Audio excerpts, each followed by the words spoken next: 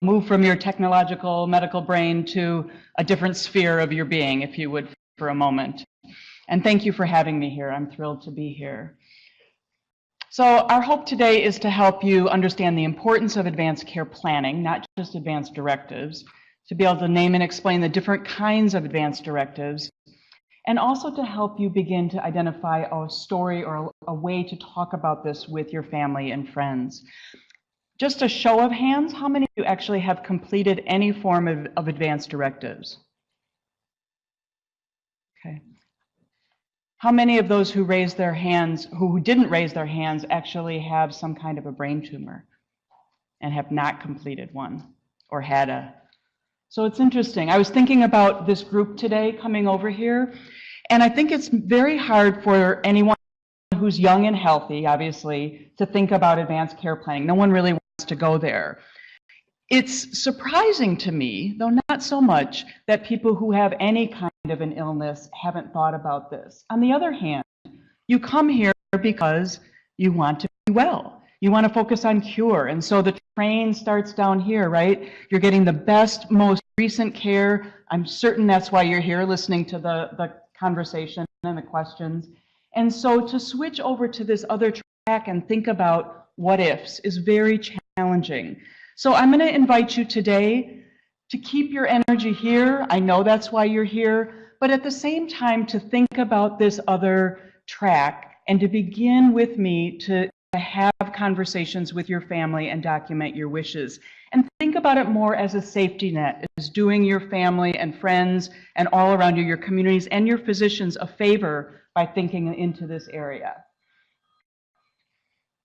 So recent findings, 90% of people say that they want to talk about with their loved ones about end-of-life care, and yet 27% have actually done so.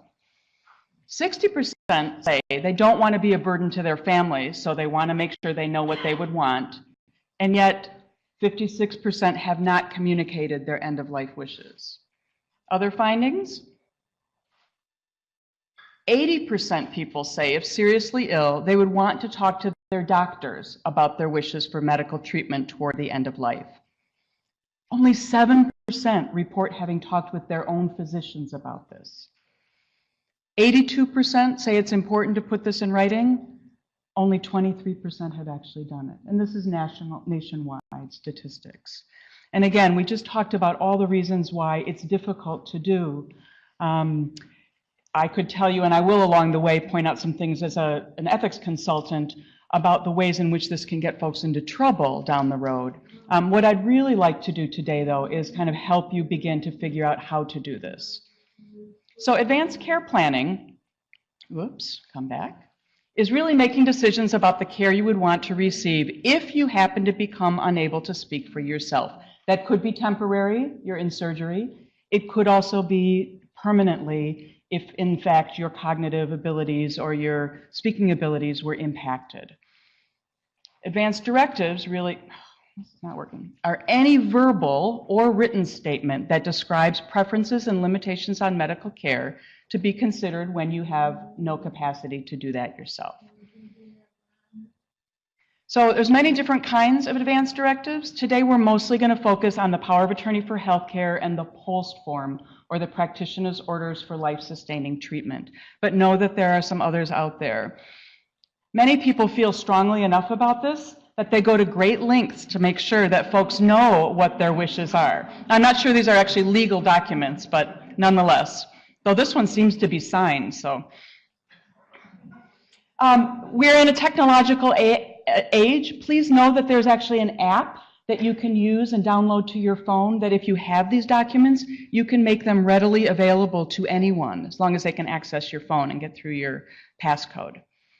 And you can have this site later. All right, so step one is having the conversation.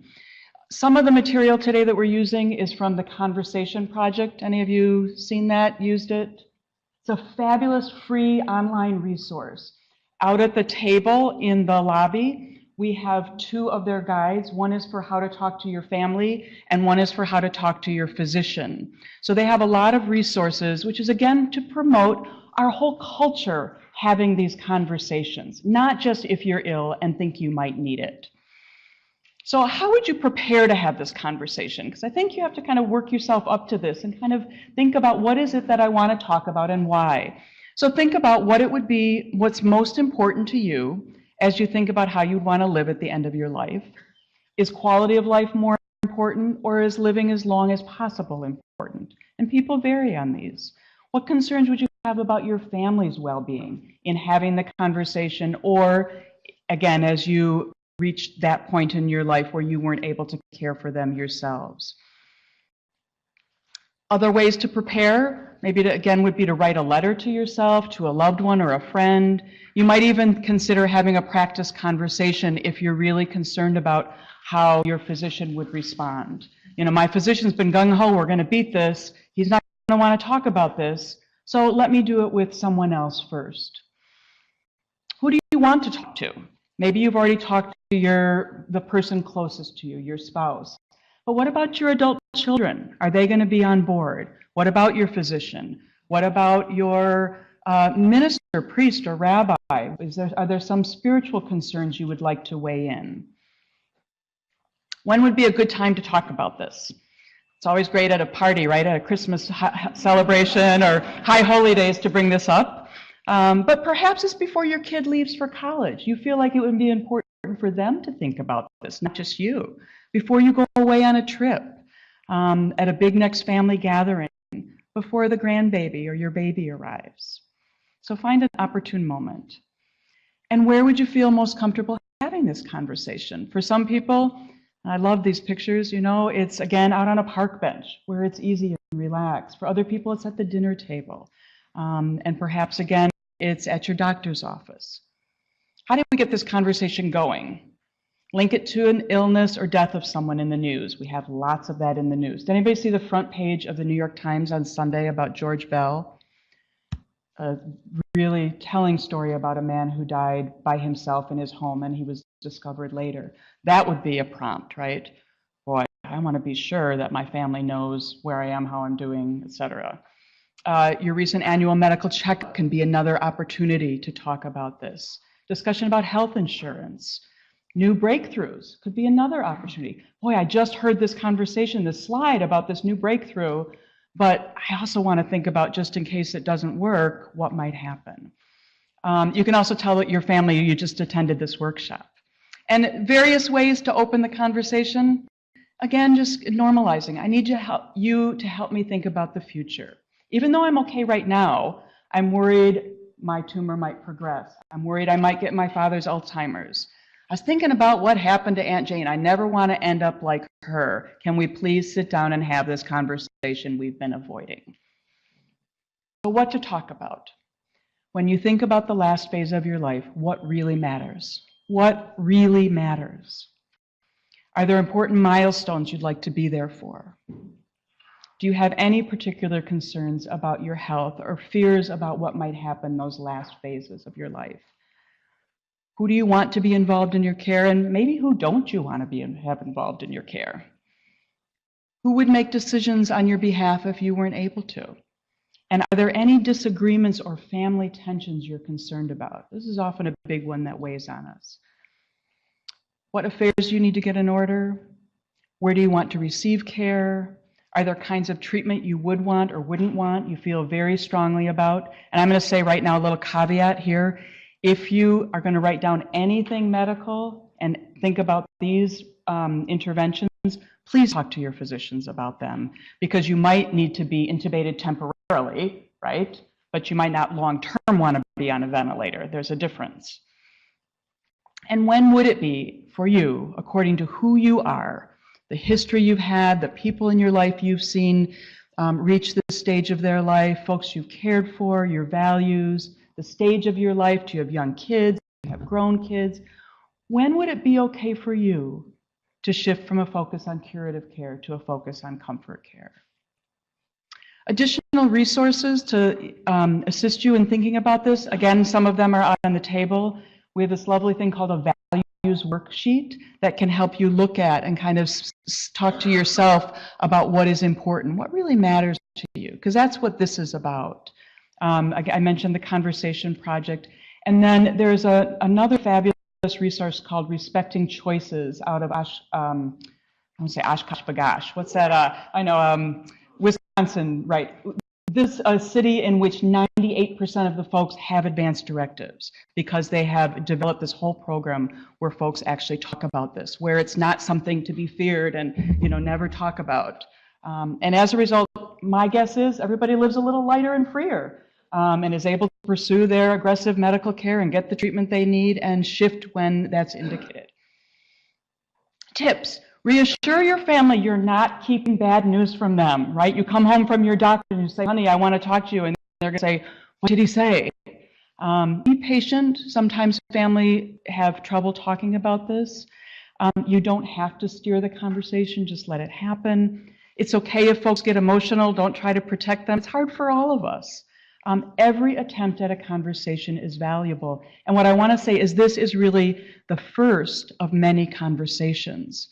Remember the train image? What often happens in medical care is we keep going down this track because that's where we started. And what we really need to do is put on the brakes here and here and here, but we don't do that.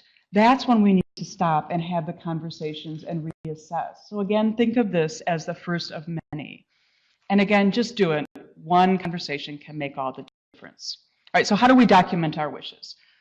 Two major ways to do this.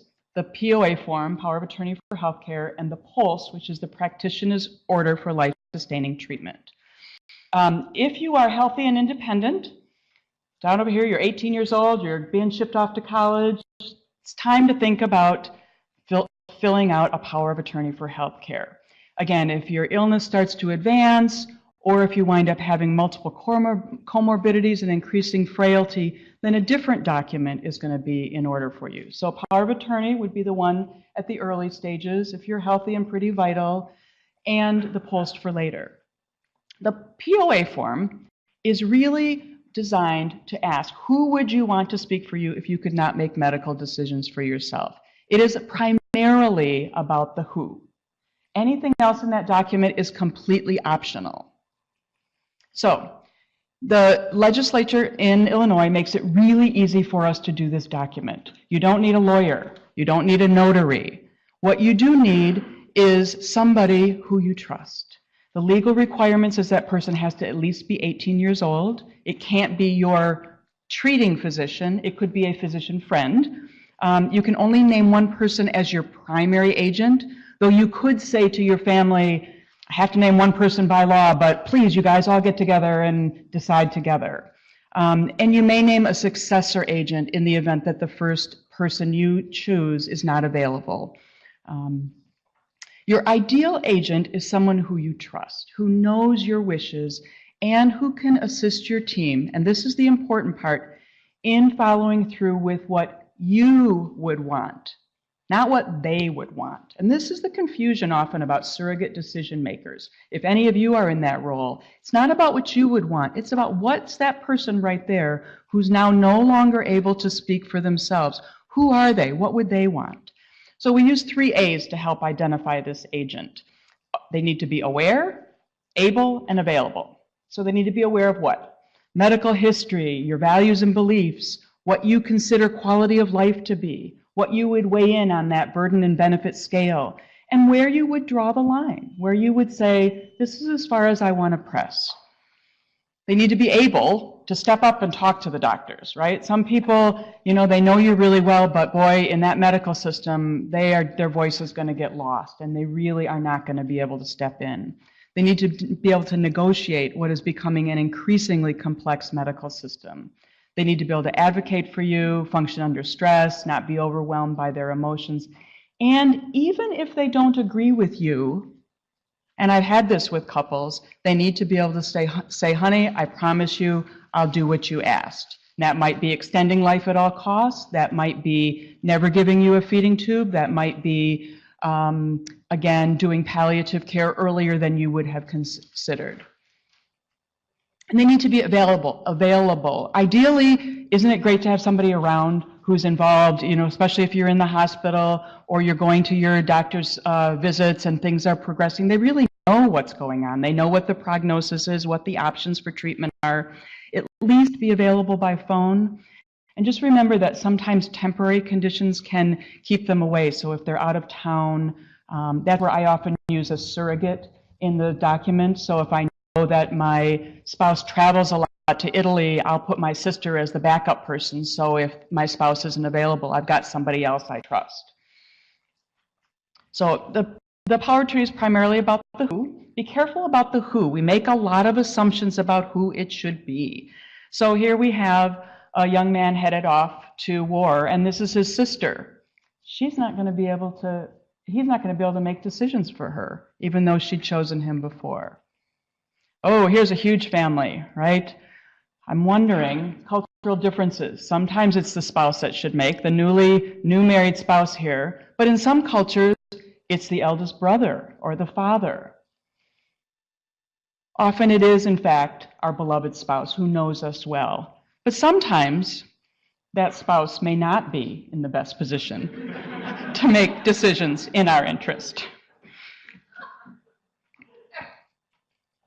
Okay. I want to take a moment just to explain the difference between an agent, which is what you would be getting if you filled out a power of attorney form, and a default system that the state has in place called the Surrogacy Act. So the benefits of the agent are that it allows you to pick whoever you want. You can pick your next door neighbor, you can pick your pastor if they agree, right? The agent always has the exact same authority and power as you, the patient, would have about any medical decision. And this will become important in a moment.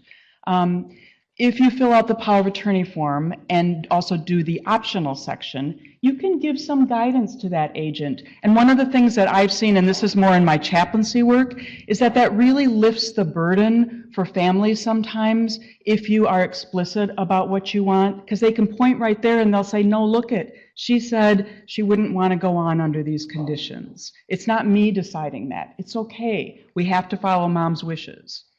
If you don't do a power of attorney, then the state is great. They say we want to identify someone who is your proxy decision maker, your surrogate. And they give you a pecking order. So you have to go down from the top. It's actually guardian is the first person. Then your legal married spouse, your adult children, parents, siblings, and close friend. That's the order. So if there's somebody higher on the pecking order, but you want this person, you better fill out a power of attorney. Because if not, the person who's available, the highest order, will be turned to by the medical practitioners. The problem with that sometimes, I mean, it's a great default mechanism, but sometimes that person's not aware, able, or available. They live out of town. They're your long-lost cousin in Florida, right? There's also a very important limitation on the power of the surrogate, and there's these things called qualifying conditions. If you do not have a terminal illness or are, I'm going to call it imminently dying, your surrogate cannot put a DNR in place. Your surrogate cannot choose to remove life support. So those are significant things to be aware of. And again, I'm not trying to say you must fill out a power of attorney form, but just so that you know what your choices are here. And then the other challenging condition we find in ethics consults all the time is if you have a category like adult children, they all have to agree. I'll tell you, my siblings would never agree. So again, that's the other benefit of having a power of attorney form versus a surrogate. Go ahead.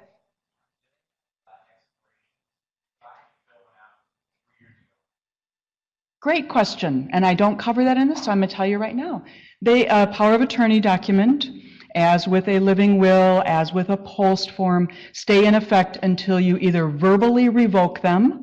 And if you're going to verbally revoke it, you better get somebody to document that, right? 3 people, I suggest, in the medical chart. Or unless you fill out a new one. The new one always makes the old one obsolete. And in January 2015, I'm going to show you right now, the state came out with a new form, which is slightly different than the old form. All of your old documents are still legal, so you don't have to complete a new one. We suggest reviewing it once a year. Your condition changes. Your family situation changes. I mean, just like your will or who you would want as guardians for your kids, right? Take a look at it and say, is that still the person I want? Does this still match my wishes?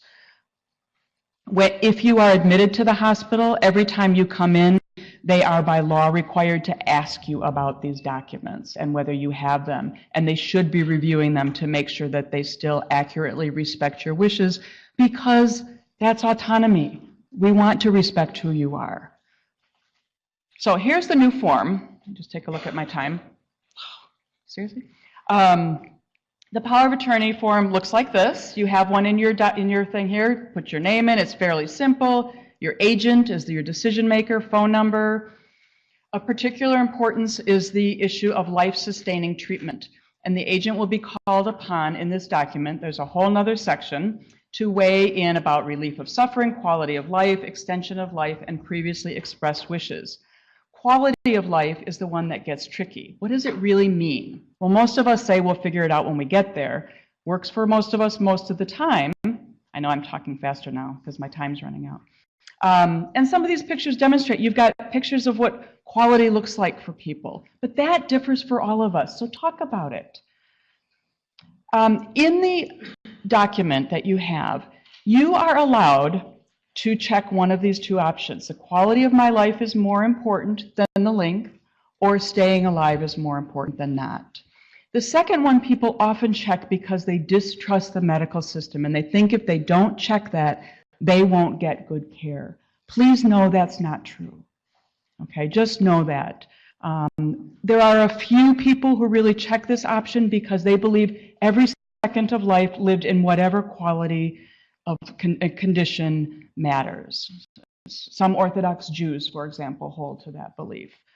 So just be careful. I suggest if you're going to check this one, you talk to your physician. I'm going to really be honest, because these days with medical care, what it could mean means for a long period of time and in very challenging conditions, you could be kept alive. And if that's what you want, hope against hope, that's great. We would support you, but be sure that's what you want. That's all I would say.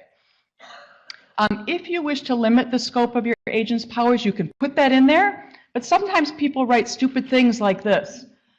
Excuse me. I never want to be on machines. Okay, well, let's see. A pain pump is a machine. An IV is a machine. So again, any specific directives you're going to write in, please talk to your physicians. Okay, post. We move to last steps. For some of you, this document might be currently appropriate, or for some of your loved ones who are not currently here today. What I'd like to say is I want to just make you aware of it because it is a really useful document. It's portable for one thing, so that it's good in home, it's good at nursing homes, it's good when you come into the emergency department, and it's good if you're inpatient. And what this document is designed for is really people who have life-threatening illnesses, regardless of their age, people with advanced frailty, and patients who might lose their capacity to make their own healthcare decisions in the next year. It is not designed for people with chronic, stable disability, okay? Let's be clear about that. What's interesting about it is that the state actually switched from having just a uniform DNR order, which this used to be, to giving options in this document. So this document can either be a DNR or a full code. And some people feel strongly enough about being a full code no matter what that they also want to complete this. So if there are clinicians in the audience, please check this if you ever see it. Don't just assume it's a DNR. So again, attempt resuscitation or do not attempt resuscitation. And then you get options. And the nice thing about this document is you can say, I want everything done, or I want to do some medically appropriate treatment, but not everything. I want comfort plus chemotherapy. I want surgery, but if it gets to this point, I don't want a feeding tube. So it gives you a lot of options. So take a look at it and see again if at some point it would be a relevant document for you, because it's a great way to document with more specificity a range of options that you might want rather than everything or DNR. Again, that was the feeding tube section, and then all you need is one person to witness it. You do need your attending practitioner, and the state has included now advanced practice nurses and residents, second-year residents can do this as well. And it is legally binding in any future healthcare settings. Okay, other advanced directives. Please know that verbal directives count for a lot. If in fact your surrogate is making decisions for you, the ethics person or the physician would consult with all these family members and say, tell me who this person was. What did they say? What did they say about when their mother died and what they would or wouldn't want it? They count for a lot.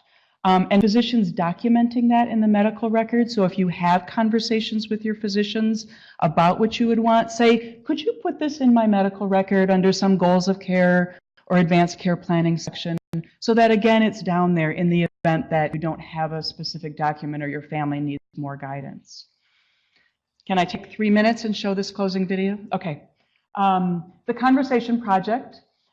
I will let Barbara speak for herself, but this is an example of how to sit down and have a lovely family meeting, not in a healthcare institution, at home, to talk about these and the gift that it is to your family to have these conversations.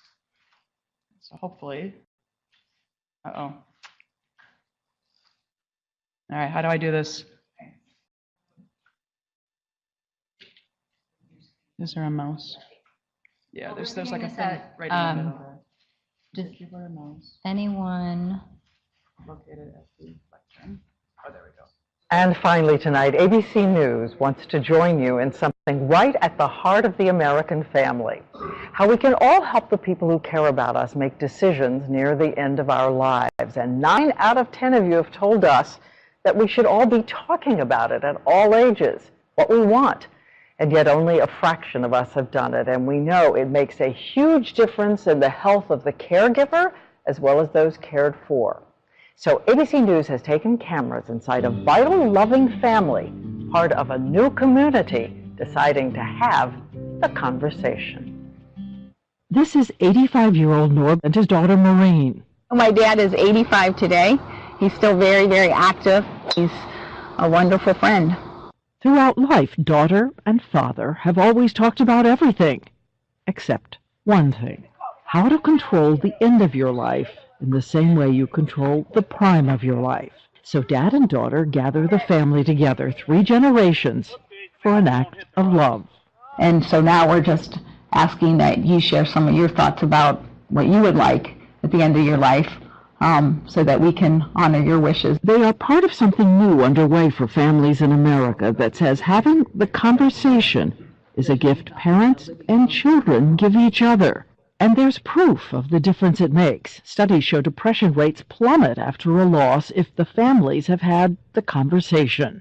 Renowned physician Dr. Atul Gawande says doctors and nurses see it firsthand. When you're there in that moment and you're talking to the family and you're saying, how much will it bother your father if he ends up this way? And they say, more often than not, I don't know. We never talked about it. That it is incredibly traumatic for the family, for the doctors involved. There's often conflict. It can tear families apart. So Dr. Gawande has become part of a team led by Pulitzer Prize-winning writer Ellen Goodman. It is called the Conversation Project. It is a kind of guide for families looking for a way to begin. If we give them a way to talk about it and give people something to hang on to when they're afraid to start this conversation, they can do it and pass it on. Families like the Jennings. They looked over the conversation guide before they sat down together. First, there's laughter. Yeah, my golf swing's still good. And then Dad directly eases his daughter's guilt and worry about having put their mother in hospice. I felt like that meant we were giving up on Mom. She was in a lot of pain, and I think it was handled real well. And next, Maureen asks her dad for clarity on what he considers a good end to a great life. So if you were in a condition where you couldn't make decisions for yourself, how extreme would you want us to take measures to save your life versus letting you go? Well, I think I'm ready to go anytime. You know, I wouldn't prolong anything. I mean, I've lived a great life. Pretty lucky. And because of you guys, you know.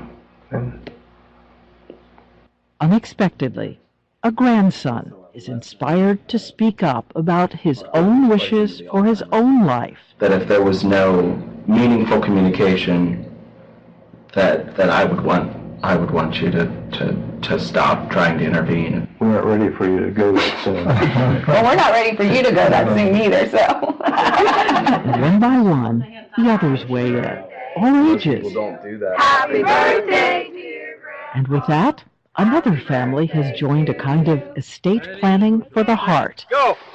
A conversation beginning in America. So please tell us your stories in the days ahead about ways to begin the conversation with family members of all ages. Or if you don't want to have it, tell us about that too. My colleague and my friend, anchor Bill Ritter from WABC, and I will be reading you. There we go. We don't need to listen to the last part of it. I have one more resource I actually just watched that I want to suggest that you look at, and I can't remember the physician's name. I'm really sorry. It's a TED Talk. It's 20 minutes long. It's the founder of the Zen Hospice program. It is an extraordinary look at American medical system and how to kind of think about our own mortality in a way that actually enlivens us to make the most of life right now. It is absolutely extraordinary, and I'm sorry I can't remember his last name. I think it's Miller, but it's a TED Talk, yes. So I would Google TED Talk, TED, and then San Francisco Zen Project, and it'll probably come up. It's just extraordinary.